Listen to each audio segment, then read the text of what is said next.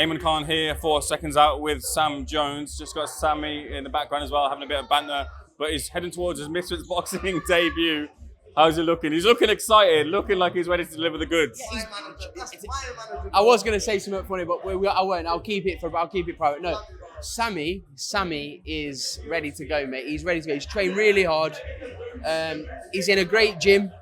He's got great people around him, and he's looking forward to his fight on Saturday. I was about to say tomorrow.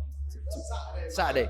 So just your point of view, the decision process to go through the Misfit scene as opposed to the pro ranks. Sami got offered contracts by many promoters, big contracts from many promoters. But Sami might do 2 fights and think, I don't even want to box. He's 20. How old is Sami? 26. He's 26. He's 26 years old. He's chosen to look. The pressure doing this, I think, is more than doing a debut in professional. Do you understand what I mean? That's the thought process behind it. He might choose he wants to go pro in a few fights time. Who knows? But he's going to enjoy his debut, and there's going to be a lot of eyeballs on him. There's pressure on him, of course, because of the name he has. And yeah, that's the reason. Speaking to his former coach, he said that one of his main assets is his punching power. Yeah. But from what you've seen, what are the assets he has in his? Don't kind of nudging me off.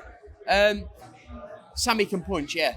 He can dig. So if he's patient, I expect him to get the job done inside the distance on Saturday. He told me that he's got 5 fights targeted in the Misfit scene. Have you spoken and sat down about who those fights are and what names they could be? Yeah, I have, but we'll discuss it after the fight. Moving on to other things, I've seen a little video. It was a funny video, actually. You chasing a taxi, getting yourself back in with Johnny. My acting debut. What would you give it out of 10? You know what? I enjoyed it, so I won't rate it, but I thought you brought a smile to my face. That whole video brought a smile to my face, and that's the job done, okay? That was the whole purpose of it. We wanted to make people smile, and we wanted to make people laugh. And I think we succeeded in that. The joke was at my expense, even though I've signed Johnny Fisher, but we needed it to be light-hearted, and that's what we did, and I thought it was brilliant, yeah. So joining back with Johnny Fisher, I imagine you probably wanted that in the back of your mind for a while there, but how easy was it to get that over the line? Easy. Johnny's my mate. I speak to him every day, regardless of whether I'm managing him or not, but yeah. So that's what we're doing now, and I've got some other tremendous names to announce. With Johnny Fisher, look, he's got the Rudenko fight lined up, but how quick can he move with other people in the domestic scene moving fast too? It's one fight at a time, genuinely. We've got an idea in our head what the path we want to do, but it's Rudenko first. And I don't mean to be boring when I say, I'm not like a boring person that will say, but genuinely, with Johnny, it's one fight at a time. Still likely to have that Australian fight later on this year? Yeah, that's the plan. But like I say, Rudenko first, and then we'll worry about Australia afterwards. Jack's now got his fight with Regis Prograis rearranged for October 26th. Be ready and be at full health for that fight. Absolutely.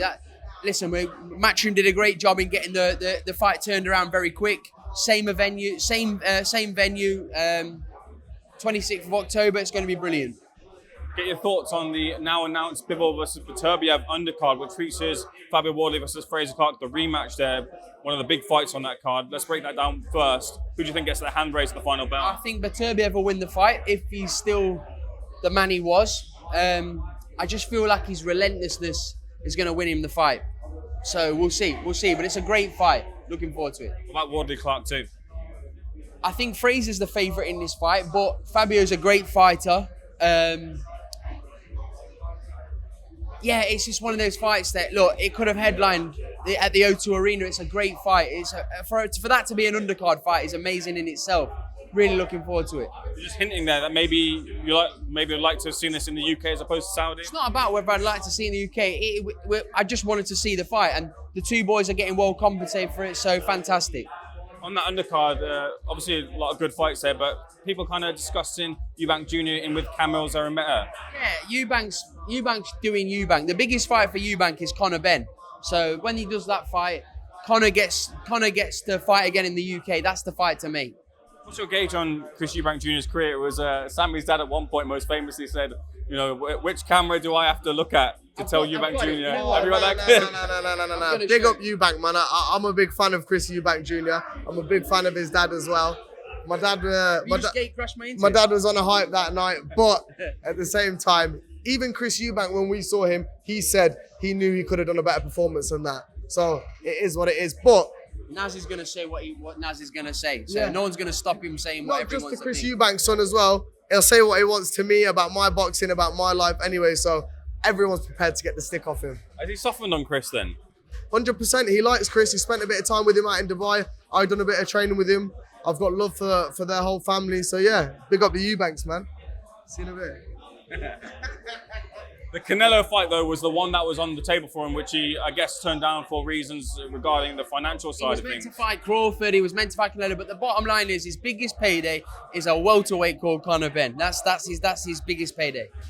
Joe Cordina takes on Shakur Stevenson. Look, a lot of people are writing off Joe Cordina's chances of beating Shakur. How close of a fight is it first? No, it's. I don't like how people are being dismissive of Joe Cordina when he's a two-time world champion. Shakur's the favourite, but Shakur goes in as a favourite against pretty much everyone in the world around his weight. So people have got to give Joe a bit more respect than what they're doing. He's since made the moves from Tony Sims to Ben Davison. A good fit for him heading into the Shakur fight? With Barry Jones, from what I'm being told. Okay. Barry Smith. Barry Smith. So, yeah, Joe's going to do what's best for him. Ben, Barry, Lee Wiley, brilliant setup down there. Good luck to Joe Cordina. For Shakur, let's say hypothetically he gets through Joe Cordina, not an easy task there, but what fight would you like to see for him after that fight? Zepeda or I want to see the Tank Davis fight. Think the Tank Davis fight gets made? Who knows? With Turki Al-Sheikh at the helm of boxing right now, yeah, anything's possible.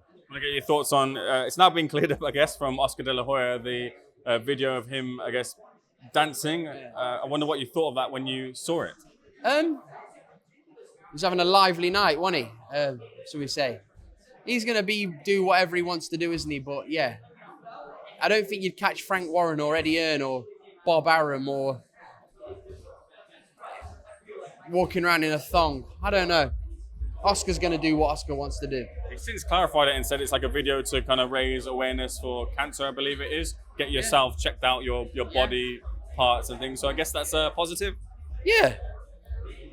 Let him do what he's doing. I don't know. I haven't got really much to... I don't really want to see a man on my timeline in his thong with his bollocks swinging around. So it's up to him. Do what he wants. Really brought a smile to your face. Yeah, I don't know about a smile. It was more like, what the hell have I just seen? Like,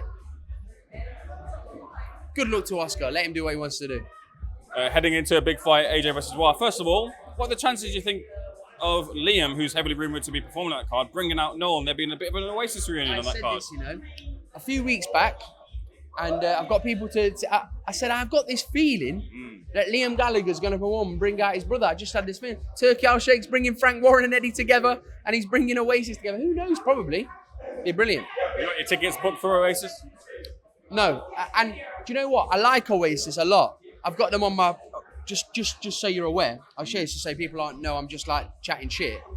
Like, I've got a playlist of Oasis, right? I like Oasis. But I'm not like obsessed with them like so many people are. If I get tickets, I'll be giving them to somebody else who deserve it, who are the super fans of it. Like, I just feel like all this, I don't love it to the point where I want someone else to miss out. I want someone to benefit. If I get tickets, I'll give them to somebody else for free. You prefer to be at the wrestling events, right? I much prefer to be at the wrestling events, yeah. Fair enough, fair play to you. Bash in Berlin. Well, you're missing that this weekend. Yeah, I know. I got tickets to the Bash in Berlin, but again, I've got more important things this weekend. Sami Ahmed makes his debut, so that's where I've got to be. Well, on that featured or whispered undercut, well, the main event is AJ versus Dubois. I've been asking people though, when it comes to this, their predictions of the fight, I just wonder.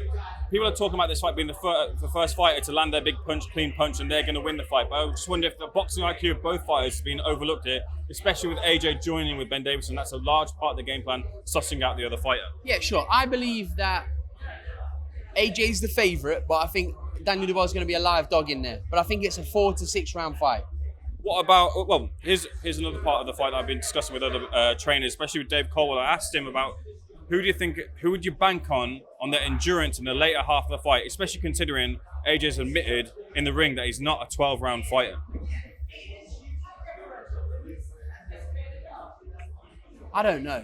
I think when AJ says he's not a 12-round fighter, I think that's like taken out of context. AJ wants to get the job done inside the distance. AJ, look what he did against Andy Ruiz. He is a 12-round fighter, so that's bollocks. Anthony Joshua is the favourite in the fight. Sam, pleasure. Thanks for being Seconds Out, sir. All the best for the weekend. See you the first.